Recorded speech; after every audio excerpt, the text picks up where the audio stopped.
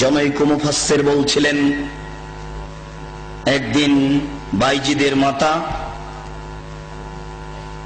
গভীর রাতে পানি চাইল। বাইজিদ দেখে বাড়িতে পানি নাই, দূরে পানি আনতে চলে গেল। পানি নিয়ে এসে দেখে মাতা ঘুমিয়ে গেছেন। বাইজিদ চিন্তা করে, এখন কি করি? আমি যদি গিলাস রেখে ঘুমিয়ে যাই, আমার মাতা যদি আবার রাতের কোনো অংশে পানি চান, আমি যদি নির্ধারিত সময়ে পানি দিতে না পারি, তাহলে আমি উপযুক্ত সন্তান হতে পারবো না। এই বলে বাইজিদ গিলাস হাতে করে মায়ের মাথার পাশে দাঁড়িয়ে থাকলো। সকাল হয়ে গেল, মায়ের ঘুম ভেঙে গেল। মা দেখেন পাশে বাইজিদ দাঁড়িয়ে আছে। বাবা বাইজিদ, তুমি কেন দাঁড়িয়ে আছো? আম্মা, আপনি সন্ধ্যা রাতে পানি চেয়েছিলেন, দেখি বাড়িতে পানি নাই, দূরে পানি আনতে চলে গেলাম। পানি নিয়ে এসে দেখি আপনি ঘুমিয়ে গেছেন।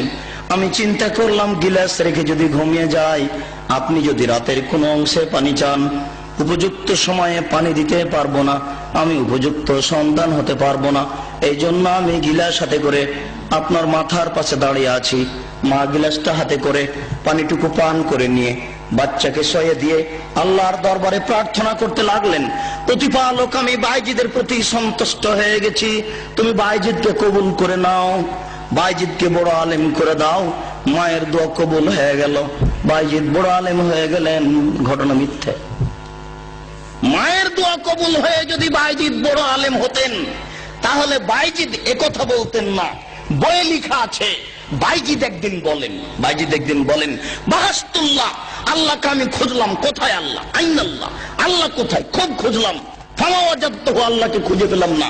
ফায়জান আল্লাহ, দেখি আমি নিজেই আল্লাহ। বাইজিদ একদিন দেখেছেন নিজেই আল্লাহ। তাহলে মায়ের দোয়া কবুল হলো কি করে? ভুল পথে কি মায়ের দোয়া কবুল হয়? তা হয় না। যারা এই বাউল ফকির এই জিকির প্রথা চালু করেছে, তার কয়েকজন বড় হোতার একজন বাইজিদ, এক ইমাম গাজ্জালী, মনসুর হাল্লাজ, এরাই হচ্ছে এই আপনার অন্ধকারে জিকির নীতি চালু করেছে। তারাই বলেছে পীর মুরিদের 22টি নীতিমালা আছে, তার মধ্যে একটি নীতিমালা হচ্ছে মুরিদ থাকবে পীরের হাতে, মৃত ব্যক্তি যেমন গোসল দাতার হাতে, গোসল দাতা মৃত ব্যক্তিকে ইচ্ছে মতো গোসল দেওয়ায়। গোসল দাতা মৃত ব্যক্তির কোন জায়গায় কোন অঙ্গে হাত লাগালে মৃত ব্যক্তি কি বলতে পারবে যে আমি ইতস্তবোধ করছি বা লজ্জাবোধ করছি? এটা কি মৃত ব্যক্তির বলার ক্ষমতা আছে? মৃত ব্যক্তি যেমন কিছু বলতে পারে না, কিছু বলে না, ঠিক মুরিদও তেমন পীরের হাতে। পীর মুরিদকে ইচ্ছা মতো কাজে লাগাবে, ব্যবহার করবে। একটু যদি কিছু বলে তাহলে মুরিদই কেটে যাবে। এটা দেশে বাস্তবায়ন হচ্ছে, এটা মানুষ করছে, লাখো মানুষ এটা করে চলেছে। আমরা পিতামাতার সেবার জন্য এরকম মিথ্যা কাহিনী জনগণের সামনে পেশ করতে চাই না। জাতির যদি বাড়িঘর করে দিতে না পারি, জাতির যদি রাস্তাঘাট করে দিতে না পারি, জাতির যদি স্কুল কলেজ করে দিতে না পারি, তাহলে জাতিকে চূড়ান্ত সঠিক ধর্ম দিতে পারবো, এতে আমরা বিশ্বাসী ইনশাআল্লাহ।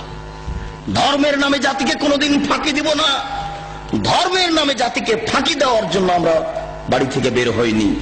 এই বিষয়ে আপনাদেরকে বিশ্বাস রাখার জন্য, আস্থাবান হওয়ার জন্য, আস্থাশীল হওয়ার জন্য অনুরোধ করছি। আপনারা আমাদের প্রতি অন্তত শরীয়তের ব্যাপারে যথাযথ বিশ্বাস রাখেন, সফলতা অর্জন করবেন ইনশাআল্লাহ। আমরা ছোটবেলায় শুনেছি, এই বক্তার কাছে শুনে কাঁদতেছি। আল্লাহ রসুলের সামনে একদিন জিবরাইল আমিন আসলো। জিবরাইল আমিন এসে জিজ্ঞেস করতেছে যে তোমার বয়স কত জিবরাইল? আল্লাহর নবী জিজ্ঞেস করছেন। তো জিবরাইল বলছে আমার তো মনে নাই, তবে সপ্ত আকাশে আমি একটা তারকা উদিত হইতে দেখতাম। এই তারকাটা 70,000 বছর উদিত হয়ে থাকতো, আবার 70,000 বছর ডুবে যেত। এভাবে করে আমি 75,000 বার দেখেছি, বলে না? তখন আল্লাহর নবী বলছেন, জিবরাইল তুমি কি জানো ওই তারকাটাকে? তো জিবরাইল বলছে না, লা আদরি, আমি তো জানি না। তখন জিবরাইল বলছে, আল্লাহর নবী বলছেন ওই তারকাটা হচ্ছে আমি মুহাম্মাদুর রাসূলুল্লাহ।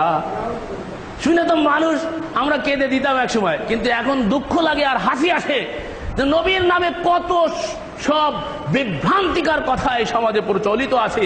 যা ছোটকালে বয়ে পড়েছিলেন, নবী যে রাস্তা দিয়ে হাঁটতেন সেই রাস্তায় একজন বুড়ি কাঁটা পুঁতে রাখত। নবীর পায়ে কাঁটা ফুটলে নবী কষ্ট পেতেন, বুড়ি বড় খুশি হতো। একদিন নবী দেখলেন রাস্তায় কাঁটা নেই, নবী ভাবলেন বুড়ির কিছু হয়েছে। নবী বুড়ির বাড়ি গেলেন, দেখলেন সত্যি অসুস্থ, তিনি পরিচর্যা করলেন, বুড়ি ভালো হয়ে গেল।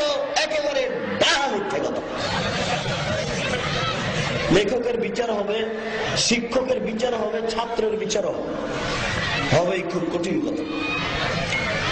সাধারণ মানুষের উপরে অপবাদ লাগালে মারতে হয় 80 লাঠি, আর নবীর উপরে অপবাদ লাগালে মারতে হয় 80 160 লাঠি।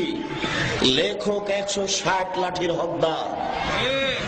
তারপরে ওই যে মিরাজের রাত্রে অস্বীকারী কি হয়ে গেল, ওই পুরুষটা যে অস্বীকার করলো, এদিক থেকে ডুব মারলো আর ওইদিকে নারী হয়ে গেল।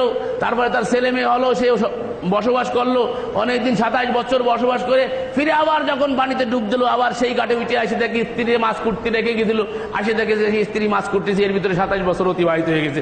এই মর্মে বক্তারা খুব ইনিয়ে বিনিয়ে আপনাদের সামনে বক্তব্য রেখে থাকে সম্পূর্ণ জাল ভিত্তিহীন কথা, এর কোনো দলিল নাই।